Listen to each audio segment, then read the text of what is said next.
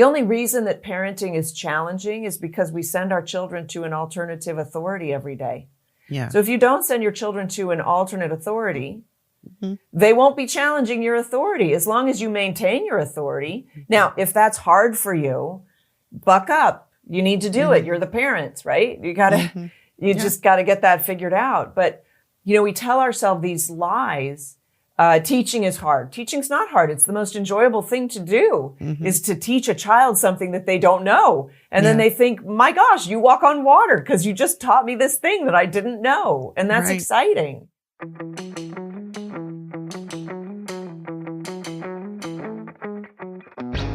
From the Florida Parent Educators Association, home of the largest homeschool convention in America, this is the Not by the Book podcast. I'm your host, FPEA Chairman Suzanne Nunn, and together we will hear from guests who share their journey to who and where they are today. Each one of them at some point left the expected path, ripped the page out of the book that says you have to do it like this, and made their own way. I hope these conversations inspire you as much as they do me. Today, I have a great conversation with Sam Sorbo, a leading advocate for parental freedom and the protection of children. Her story takes us from a background of challenging experiences with the public education system to studying biomedical engineering at Duke University until her transition to a successful international modeling career.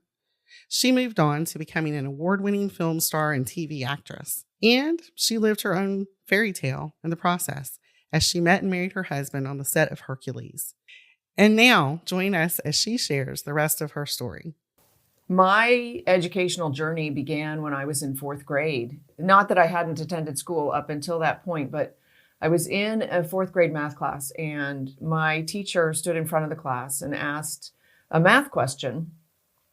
And the question was, what is 10 divided by 1/2 plus 2? And he went around the room to get the answer. And the first student that he picked on gave the answer of 7. 10 divided by 1/2 plus 2 is 7. And he went around the rest of the room and pointed at each of the kids, and each of the kids agreed with that number, 7, 7, 7, 7, 7, until he got to me. And I shook my head, and I was a very shy little girl, but I knew that the answer wasn't 7. And so I shook my head and I said, no. He said, you don't agree that it's 7? I said, no. He said, well, what do you say it is? And I did the calculation again in my head because I was certain, but not certain enough. And I said, it's 22. And he said, but that's ridiculous. Everybody else says that it's 7. What should we do, class? Should we throw her out the window? At which point I got, flop sweat kind of thing. And then he said, well, actually, class, she's right. The answer is 22. It's not 7. And that's when I fell in love with truth. And I've sort of been an advocate for truth since then. And what happened to me, I got kind of school pilled, I guess, when my son was in second grade. And he wasn't really being taught truth. He was just being taught stuff. And it wasn't adequate. It was terribly inadequate. Right. And I didn't think that that it equated to education, in fact, what they were teaching him. Because I thought the book reports were silly, the way that they structured it. I thought that some of the other work that they gave him was clearly just busy work to make him do some stuff. So then towards the end of second grade, I had really contemplated homeschooling.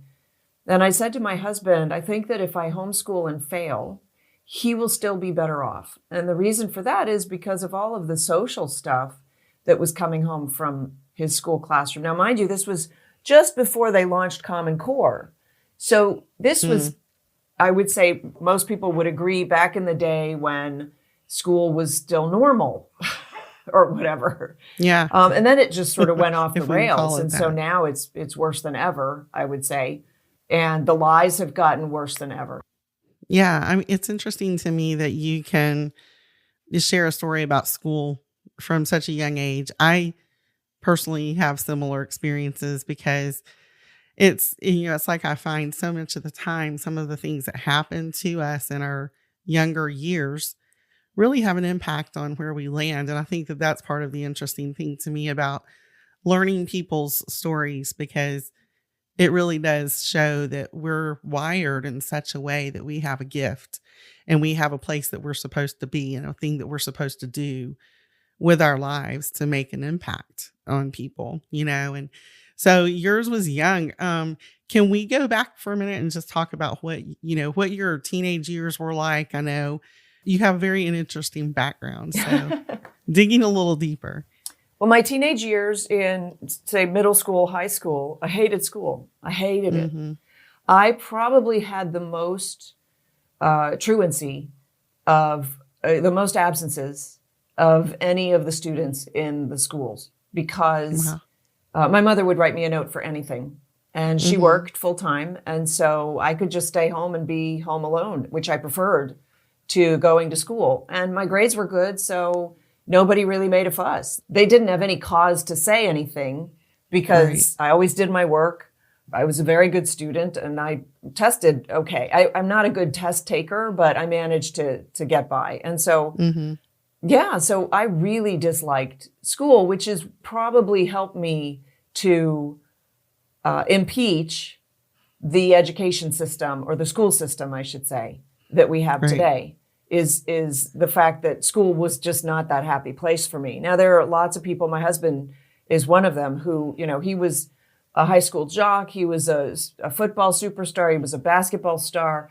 All the kids loved him, the druggies loved him, and the sports people loved him, and the drama students loved him. Like, he was just the go along, get along guy.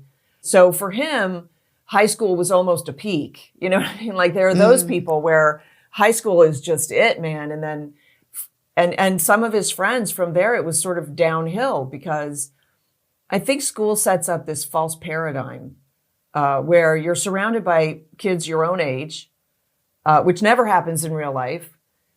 And then when you get sort of set free in the real world, there's a percentage, it might not be a large percentage, but there's definitely a percentage of kids that are simply not prepared for real world stuff.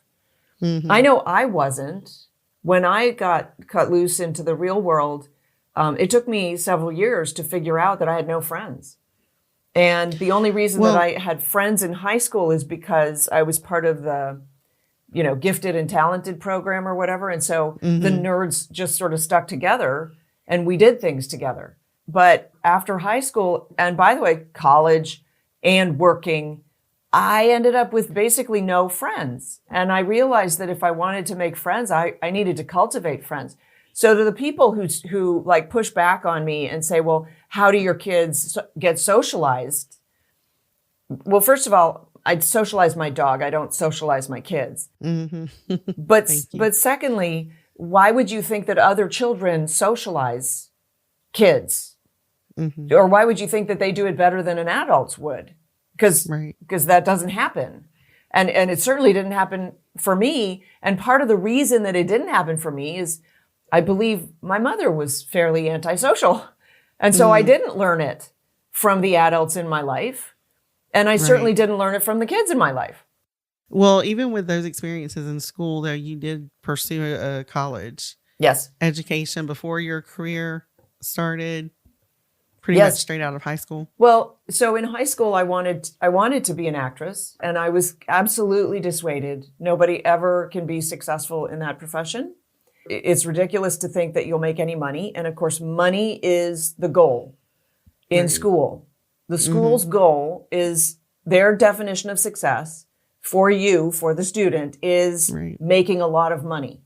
Disregarding literally every other metric. It's only about the amount of money that you make. And so you want to be a starving artist, actress, whatever, or do you want to go spend a lot of money on college and then even more on medical school to become a fancy pants doctor who makes, in theory, a lot of money? I liked medicine. Like, it wasn't that I wasn't interested. And I had a great time in college. But eventually, well, in college, I was working on an ulcer because I was so burdened, so anxiety provoked over being able to make money that I had to take a year off from college. And I took a year off, and that's when I started my career modeling at first, and I made a ton of money. And so when I went back to college, I was like, well, I made a ton of money, so I can check that box. I'm successful, right? And then college was just fun. I took the hardest courses I'd ever taken. I didn't study. I aced everything because the pressure was off, and I could learn just by reading it once. I could learn it. Like, it was crazy to me. And that's when I quit college. I was like, okay, so I can super do that. That's not a problem. But I can do that and go into debt and strap myself down on this path for the next, 8 years or whatever, because medical school, specialization, setting up a practice, whatever, all that stuff. Or I could do the other route, make a ton of money, become an actress, or at least try, like give it an old college try, give it a go. Yeah. Travel the world, learn foreign language, because I learned a third language when I was modeling. Like, I was like, I could just do sort of everything else that I wanted to do with my life. And that's when I quit college. It's a great story. I know you and your husband met during those years. So you're modeling, international model and an actress at this point. And you all met on the set of Hercules. I love that. I'm married to Hercules, right? It's not bad. Sure you get that. Things could be worse. So, tell us a little bit about that season before you became a parent. The fairy tale.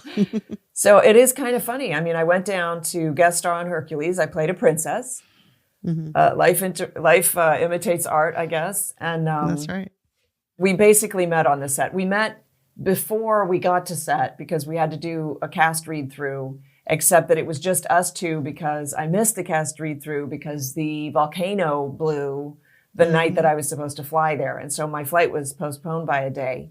So it was just Kevin and me and the director. And there was, I will tell you immediately, there was something there. I went to hug him because I'd worked with good looking actors and they're not the greatest people. Yeah. And so I just thought, he's a good-looking actor. This is the number one show in the world. We're going to have a bit of an ego issue, most likely. I'll just hug him when I first meet him, just to sort of break down the barrier, because we are supposed to play out a love scene. I went to hug him, and he hugged me back, but he got embarrassed. It was very Midwestern. It was not Hollywood at all. And so that sort of started us down this path. And on our first date, he said to me, I know where I want to get married. There's this little chapel in the Swiss Alps. And I said, in Garmisch?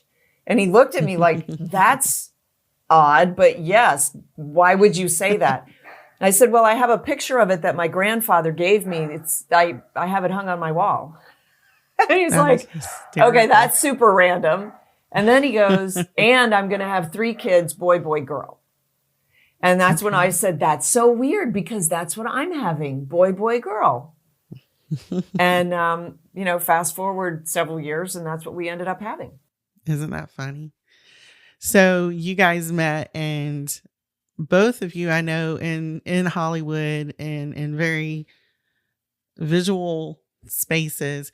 Like, was there a point in time where before you were a parent, before you were dealing with family life, that you looked at what was happening in Hollywood and maybe how the political landscape was changing there, how it was being impacted, how it was going to impact you and Kevin even, and the stand that you all would begin to take? So when we got married, I guess I forced Kevin to make a pact with me, but he was very agreeable to it. I said, we should never be apart for more than 2 weeks. We need to make this pact, and then we just need to stick to it. And that was because marriages in Hollywood don't succeed. And I remember shortly after we got married, maybe we'd been married for 10 years. There was an article that came out about, Hollywood marriages that have endured. And they did have, Paul Newman's marriage endured for a very long time, like almost 50 years or maybe more. I can't remember. Right. And then they went through all of these different couples, and they got down to couples who had been married for like 7 years. And I'm like, 7 years doesn't really count. Like, I know it's Hollywood, but still, it still doesn't count. So we made that agreement. We didn't actually live in Hollywood for the longest time because when we first got married, he was still shooting Hercules. So we went down to New Zealand for almost 2 years. And then when we came back, he immediately started a show up in Vancouver. And so we lived in Vancouver for 5 years. Okay. So it wasn't until we were already in, I would say, at least our 7th year, maybe 8th year of marriage that we moved to LA. At that point, he started speaking his mind. And I said to him, you know, I support you because we have very similar views and you're going to torpedo your career if you speak out like this. And his viewpoint was, I don't care. I started writing back then, but I wrote under a pseudonym. My first article actually totally blew up. I don't know if you remember, but it was on AOL's homepage. And so people were sending it to me, not knowing that I had written it. They're like, did you read this thing? It's great, you know. And then a couple months later, somebody approached me and said, hey, I love that piece that you wrote. And I'm like, a deer caught in the headlights. What piece? Well, he had been told who I was by somebody at the publication. Oh, wow. Which is when I realized that you can't write anonymously because that's a chimera and you will lose, somebody will out you. At which point I thought, well, I know, I'll write about education. Because at that point I was pretty good friends with Andrew Breitbart, and he had started the Breitbart site. And he said, whatever you want to write, I'll publish. So I thought, okay, good. I'll write about education because that's not political. Little did I know. Little did you know. That's great. Yep. And that's how that started. So that is, you already had kids at that point? I had little kids. I hadn't actually started homeschooling at that point. Okay.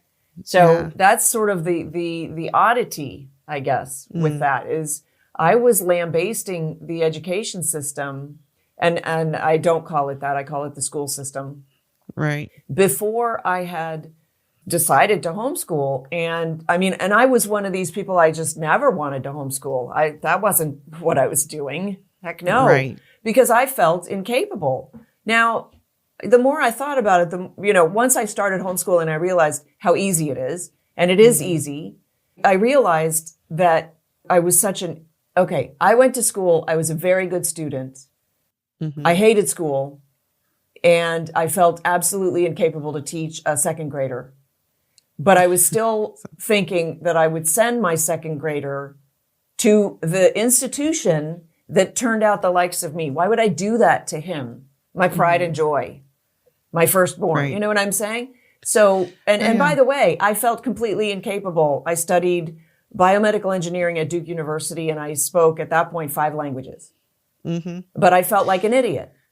Yeah. And I think it's sad, but true. Yeah. And I think that there's something because we grew up in an education system that was a public education system primarily. I think that you are taught that. I was a professional teacher, mentor, and all kinds of things when I stepped away and started homeschooling. And I was afraid that I couldn't do, reading and writing with a kindergartner because I taught high school kids. You weren't trained it's ridiculous, for it. but there's something that it's like you have to be educated to do that. So, and that's the paradigm. That's why I lambaste the paradigm. I don't go after teachers. There are good teachers. There are bad teachers. They're both. It doesn't matter. It's the system, stupid. Like it's the paradigm. And the paradigm teaches lessons that we are not cognizant of. This is the new message that strangely is resonating more and more with people. I'm seeing it because I'm bringing it and I'm getting better receptions today than I got last year this time, right? And the message is that the paradigm is a damaging paradigm. It's an anti-educational paradigm. School is the opposite of education. It's not just like good education or bad education or something. It's an entirely different thing. It is schooling and it's not education. And it's very difficult for us to step back and impeach our own experience or our own sort of suppositions about school. And the reason is this. We are trained for 13 years. They have us for 13 years. That's roughly 16,000 hours. And it takes 10,000 for mastery. So they have the child for 16,000 hours. And all of that time, the message is school knows best. School is best. School is the way. The school is it. School is the ultimate. Okay. And so we will never challenge the school. When we feel incompetent, we own the incompetence personally. It's my fault that I can't do math. I just don't have a math brain. But we will credit the school because school is good. We will simply credit the school with everything that's good that happens. So, for instance, socialization, we started talking about that. Kids get socialized in school. No, they don't. But the fact is, they don't have any other opportunity to socialize. So you assume that the socialization comes from school. What if I said to you, no, the parents socialize the kid? And actually, kids are less social today because they're stuck in school for so long. And they would be much more social if they were homeschooled, which, by the way, they are. And the statistics prove it out. Kids are much more social if they don't go to school than if they do go to school. But the default is school good. Therefore, anything that's good must have come out of school. We have this confirmation bias issue that we are struggling with as a culture right now. Right. And so our bias is toward the school. Everything good must be school, and everything bad must be because not school. It's either a personal failure or it's a societal failure. For instance, children are suffering depression and anxiety disorders at record rates today. Well, that's got to be social media because they weren't suffering it before. I don't know. Maybe we can lay that at the feet of the school as well. Right. I'll grant you it might have something to do with social media. But how about maybe taking children away from their parents for 7, 8, 9 hours a day, 10 hours a day, right? All the after school care, all the preschool care, maybe taking them away from their parents and decimating the family has a little bit to contribute to the mental ill-being of the child. Yeah. And them not being, strong and established in their identity and how they can take a stand for what they believe. And all of those things are impacted by that absence. How about them being told they have no identity? It's all malleable, right? So, like you're thinking, at least they could be taught this. How about they're being taught the opposite? They have no purpose. There's no reason for them to exist. They're just a collection of accidents. Evolution, baby. Survival of the fittest. But by the way, it is survival of the fittest. That is the law of the land. But don't bully. Yeah. Because that would be mean. The mixed up messages, right? The mixed up messages. And I think that there's a lot of truth in what you're saying. I think that a lot of the anxiety and the depression and just their ability to find truth in the world is a failure on the part of all of the people who have sent them to this educational system that is not working and is so broken. And I think, homeschooling is an amazing opportunity for us to feed truth into our children and to teach them to recognize truth and disseminate that's information. That's the whole ball of wax. It's only that. If you get some academics into your kid, good for you. Good. But education is not data entry. It's a software download. And the software is seeking truth. And the problem is, you say, you just said, I'm gonna poke you a little bit on this. You just said, it's too bad that the system is so broken. The system's not broken. It's actually not broken. Yes. It's broken doing exactly for what it's meant to do. But and it is they are functioning, lying to children because they want to confuse them. Because wait for it, they want to have sex with your children. Yeah. And I'm not saying that your teacher wants to have sex with your child, but the cultural zeitgeist right now is that it is good to have sex with children. And so that is what this is pointing them toward, because it is a very large institution that is controlled by the union, which is controlled by the Communist Party. And that's ideally the ultimate goal, sadly. And it's hard for us to admit that because remember, school good. So how Mhm. dare you criticize the school? Yeah. I survived school. I'm not a loser. Well, we should talk Mhm. a little bit about that. So yeah, and we should.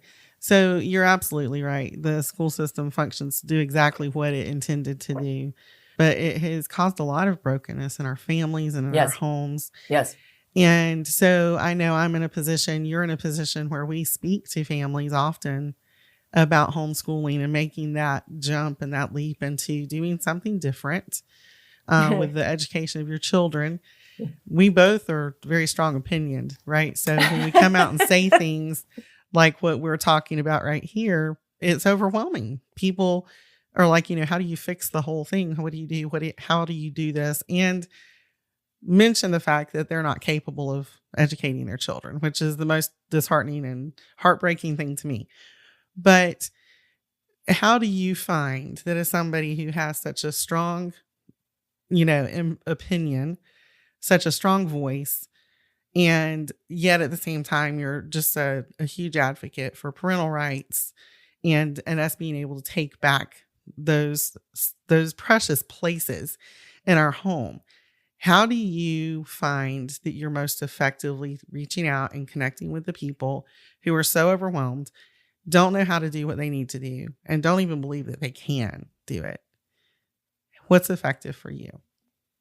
My goal is always to empower the parents. Mhm. So, and in fact, the last time I saw you at an event, there was a family there, and they came up to me and they said, 3 years ago, you said to my husband, what are you waiting for? Because he was asking a question because he had more than one child, and he was going to pull one child out and leave the other one in school, but the one child really wasn't being served.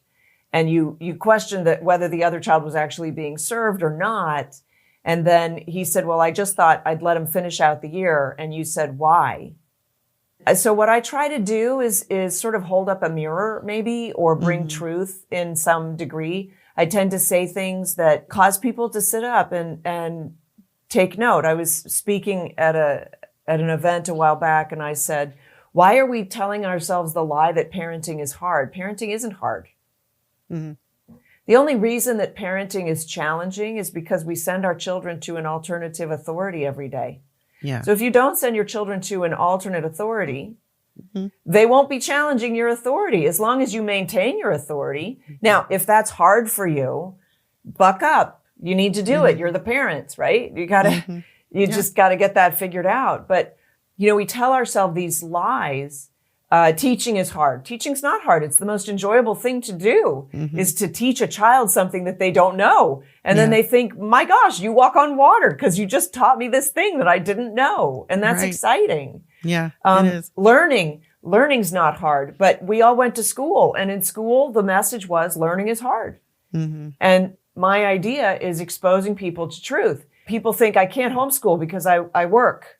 Sure you can. It doesn't take a full day. You can work all day and still, quote, school your child, still educate your child every evening for an hour. And that's probably enough. Yeah. And that, by the way, we're only talking about the academics. Now, and especially now because of COVID, people's schedules are more malleable. Maybe you can bring your child to work with you. And by the way, children can be trained to behave. That's another lie that we've bought, right? And in fact, like I talk to pastors and I say, shut down your children's churches. The children should be in the service with their parents. There's no reason to separate families. Yeah. We separate families all day, weekdays with school. Let's not separate families on the weekends. There's just a bunch of lies that we have, as a culture, we've accepted because, let's face it, we live in a culture that hates children. We hate children in this culture. And we abort children and celebrate it. Oprah's out there saying, shout your abortion. I mean, literally, there's a political party that absolutely supports abortion up until the moment of birth. And then beyond, like, we hate children. We do gender surgeries on them and call it child health care. It's not. We traffic children and then we bury the evidence. And I mean, the government recently lost over 200,000 children that are brought into the United States illegally. So there's no way to track them and they're just gone. And if that's not human trafficking, I don't know what is. That's child trafficking. I hate to think about what is happening to those 200,000+ children today. You know, our culture tells us, don't sacrifice anything for your children. Find somebody else to take care of them. Find somebody else to raise them. Find somebody else to educate them. And I tell you, this is the depriving of American adults of the greatest joys that are possible for their lives. The greatest joys possible for their lives. And some of the most beautiful work we will ever invest ourselves in, right? Your family, building your home, and by building the way, the family payoff. culture. And and the legacy. It's, you know, it's unfortunate because I think that there are so many families who really feel that they've been stripped of the right and the opportunity to do the things because of the social norms that we live in, the culture that we live in. Well, the lies. And all of the lies. And the lies that your child has to go to college. Yeah. Most children probably shouldn't go to college. Especially now. We are preparing children for jobs that don't exist anymore right now. Mm-hmm. You think they're being prepared for the jobs of the future? Heck no. No, and I think that there's just so many things that when you're willing to really look, you know, pull back the curtain and look at what's really happening, what's really true about education, what's true about families, what's true about our culture, it is overwhelming sometimes to see what we've fallen into and basically bought hook, line, and sinker, you know, as a culture, as a country. And at the same time, to be in a position where we are, where we can look at the families, look them in the eye and say, like you said, hold the mirror up and help them to see the truth. Encourage them. This is something you can do. This is something that you must do, and you will be glad that you did this. Yes. Take back your family, take back your culture of your family and invest in that. Invest in educating, invest in, you know, preparing them for life, not preparing them for the next test. But your children are lessons for you. It's amazing what you learn from your children. So much. And the gift is so great. And so what I say to parents is it's easier than you ever dreamed, and it's more rewarding than you ever imagined. And that's the truth. And I mean, I'm living proof of it. I remember the day. So when my kids were teenagers, they would come into my bedroom. My husband traveled a lot, and I would go to bed early because I did a radio show at 6 a.m. So I would go to bed early and I would be working on my computer a little bit to prep for the show for the next day. And on any given day, one of my teenagers would like knock softly, come into my bedroom, sit on the end of my bed, and just sort of outpour the day to me. And we'd just have a conversation. And it was about teenage stuff. It's not the stuff that I'm super interested in, except it was my teenagers' stuff. So of course I was interested. I'd close my computer and put it to the side and sort of make a mental note that it was going to be either a late night or, you know, I was going to have to figure something else out for the show. Right. But I would always invest my time that way, always. And I remember people saying, oh, you've got teenagers. Wow, you got your hands full. No, you're wrong. That's the lie of the culture, that teenagers rebel, that they're difficult, that they're, you know, conceited or whatever, self-absorbed or whatever. That's not my experience 3 times over. No. And I realized then that the school was happy to rob me of that joy, to rob me of that joy. And that's when I became even more missional in my efforts to emancipate families from the schools. And I love that. I love that you are bold about that too, because I think that we all have places where we need to be able to stop and, you know, place the stone and say, this is when I heard this. This is when I bought this truth, you know, and believed that, yes, I can move forward and I can do this. And what are you working on now that is maybe something that you are interested in sharing, or, you know, a project that you have that's important to you right now? Well, I mean, my book just came out, Parent's Guide to Homeschool. Yeah. So this is really it. This is sort of the culmination of over a decade of research and work. And it's a workbook for parents. So when parents say, well, what curriculum do you recommend? I do have curriculum recommendations on my website, but Right. typically I recommend this curriculum for the parents first because, look, we need to take a step back and stop doing school. School is not education. Mm-hmm. And the sooner that we realize that, the freer we will be with our children and the greater they can grow in their own freedom, in their own educational freedom. And Right. that's really the gift here. And then the other thing that I want to tell parents, so the book is called Parents Guide to Homeschool, Making Education Easy and Fun. I had to underline that. Like, I want people to understand school is hard, but education is easy and fun, Right. right? School is hard and boring. Education's easy and fun. So that's my initiative right now. I have lots of resources on my website. I have a platform on Locals so it's samsorbo.locals.com, where we have an ongoing discussion. People can write in and ask questions, and I will answer questions, or other people can answer questions. And Right. I'm encouraging community Mm-hmm. because we're kind of all in this together. My kids are growing up with other people's kids. And so I want their kids to thrive as much as my kids thrive, because otherwise there's no more society. Mm-hmm. And there are a lot of kids that are being harmed right now. So yeah, that's my latest, is the Parents Guide to Homeschool, and then the online community, samsorbo.locals.com. And I want to mention that the goal of a home education is for the child to be able to teach him or herself anything. Right. So the goal is not for the parent to become the best teacher in the world. Heavens no. Mm-mm. And in fact, the parent, I've decided that I'm calling parents navigators. Yeah.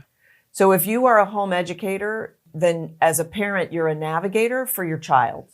Mm-hmm. And your job is to get him the information that he needs, that he wants to learn and needs to learn, so that he can be the most successful version of himself, Right. not the most successful version that the school wants him to be, Mm-hmm. or even that you want him to be, but Mm-hmm. the most successful version of himself that he can be. Yeah. Well, and I think that there's so much to that. I know that when I first went into the homeschooling community, I was excited about moving from, a traditional education background myself into this thing that was homeschooling, which made me feel like, I can do things the way I want to do things. There doesn't have to be a curriculum that tells me how to do it. And I don't have to follow, the book from the beginning to the end, like most teachers think they have to do, and just all the things. I remember stepping into the homeschooling community at that time and feeling like I had to very quickly close my mouth and not talk about how I was doing this, because so many people were still doing very traditional, by the book school at home, and asking me, well, what about your kid doing this? And are they going to graduate early? And and I was just like, wait, like, no, this is about my relationship with my kids. This is about me helping them to love learning, so that their whole entire life, when they're ready to learn whatever it is they want to learn, they can do that. I don't have to worry about what test they're going to pass or whatever, because when they get there, they'll prepare themselves for what they need. Yeah. But if they love learning and they know that they can educate themselves, that'll be the beauty of it. Well, and they'll be ready for anything, right? They'll be ready for whatever the job demands, or whatever new endeavor they want to embark upon. But I will tell you, I was one of those other parents. Mm-hmm. That's why I tell people I did it wrong. It still turned out really well. It did. The reason it turned out so well is my kids basically finished all their work by noon or 1 o'clock. Mm-hmm. And so they still had a great deal of freedom. Right. And so the workload, the academic workload, was not so onerous on them. Oh, yeah. But the parents who make the workload, like, they feel like they have to do 7 hours a day, and they have to do every chapter in the book. And it's funny because even in the schools, the teachers will do 13 out of 56 chapters. Yeah. They're like, no, we only get through 13 chapters this year.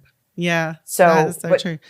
And, yeah. The thing that I have found is that over the years, when I felt like I could become more transparent about the way that we really just lived it out in our home, has been as I've seen my kids who function at this level and this place that so many of the other, sometimes even homeschooled families that we know didn't have the freedom to do.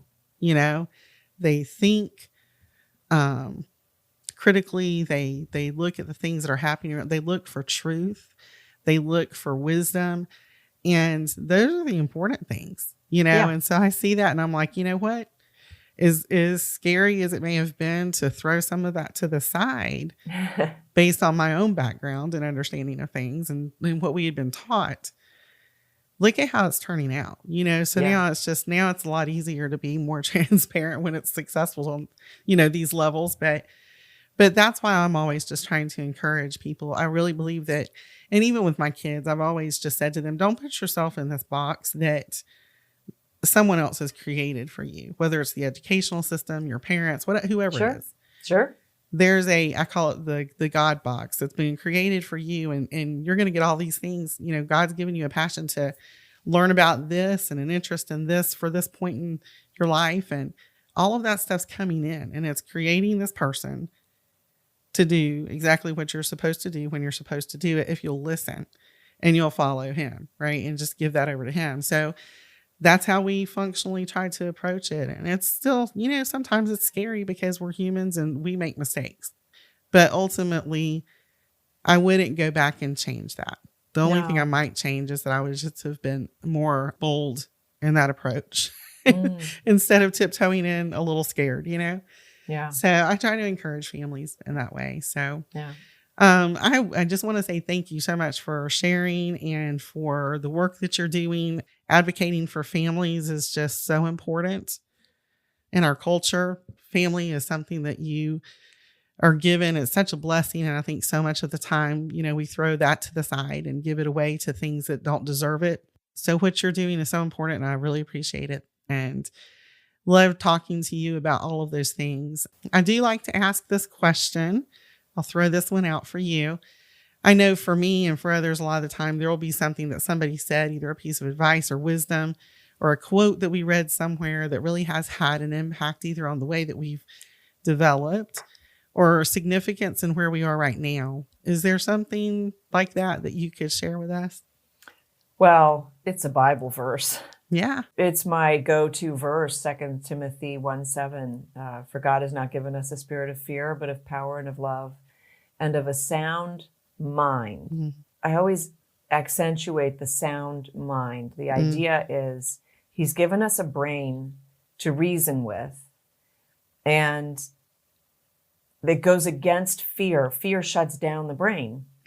And which goes back to my story, right? So I had so much anxiety over being able to make enough money. And there was never a definition of enough. It just, you had to make a lot of money. And so because I had that much anxiety, school and learning was very challenging for me. I did it, but it was I had to exert a lot of effort. When the fear subsided, the anxiety went away. And then the learning was so easy. And so I want to encourage parents, if you keep your children home from school, there's a lot that happens in school that is anxiety provoking. Mm-hmm. There's a lot that happens in school that it's just not good for children. I know we think school good, but it's just not true. No. And then on top of all of these issues that are happening, might be happening to your child, the child is asked to learn. Mm-hmm. And all of that comes in the way of learning. Yeah. We need a new approach to the education of our children. We just need to blow this one up and start over again. And frankly, this one is the grand experiment. We didn't even have a public high school until 1827. I know. Sorry, 1820. It's just over 100 years that we've had high school at all. Yeah. So it is, like you said, the grand experiment that went bad, right? So, true. Thank you so much. Thank you so much. Thank you. And we've enjoyed talking today. Look forward to doing it again soon. Thanks. Thanks for listening to the Not by the Book podcast from the Florida Parent Educators Association. To learn more about homeschooling in Florida or to find resources to help you on this amazing journey, visit our website at FPEA.com. If you have any suggestions for future guests, contact me, Suzanne, at notbythebook at FPEA.com. Thanks again for listening, and be inspired to live your life not by the book.